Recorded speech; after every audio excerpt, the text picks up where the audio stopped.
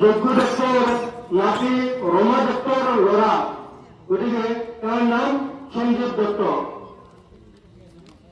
তেওঁৰ এখন ফুলান কৰ্মচাৰী সম্বোধন কৰিব আমাৰ সম্পাদক দিলীপ পেহীয়ে।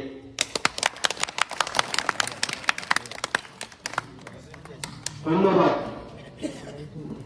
তুমি কিবা ক'ব নেকি?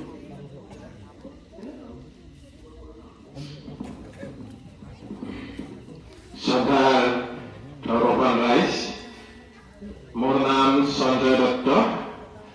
মই আগৰ পৰা শুনিছিলো যে আটাই এবাৰ তীৰ্থ ভ্ৰমণত গৈছিল আৰু ভ্ৰমণৰ পৰা আহি দেউল পূৰ্ণিমাৰ দিনা সেই দেউল মন্দিৰটো স্থাপন কৰিছিল আৰু সিদিনাৰ পৰাই কিছু বছৰ আটাই নিজেই পূজা অৰ্চনা আগবঢ়াইছিল আৰু তাৰ পিছত যেতিয়া আটাই অসুস্থ হৈ আহিল তেতিয়া তেখেতৰ সমবয়সৰ কিছুমান ব্যক্তিক সেই দেউল মন্দিৰটো অৰ্পণ কৰে আৰু ৰাইজে আজিৰ তাৰিখক লগি পূজা অৰ্চনা আগবঢ়াই আহি আছে।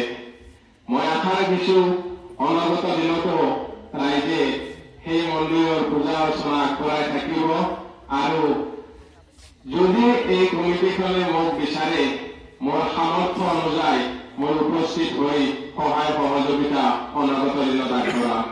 সেয়া মন্দিৰ নিৰ্মাণতে হওক বা পূজা অৰ্চনাতে হওক।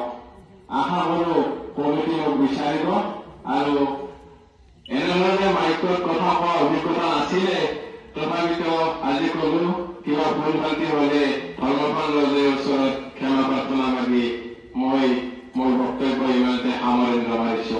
ধন্যবাদ।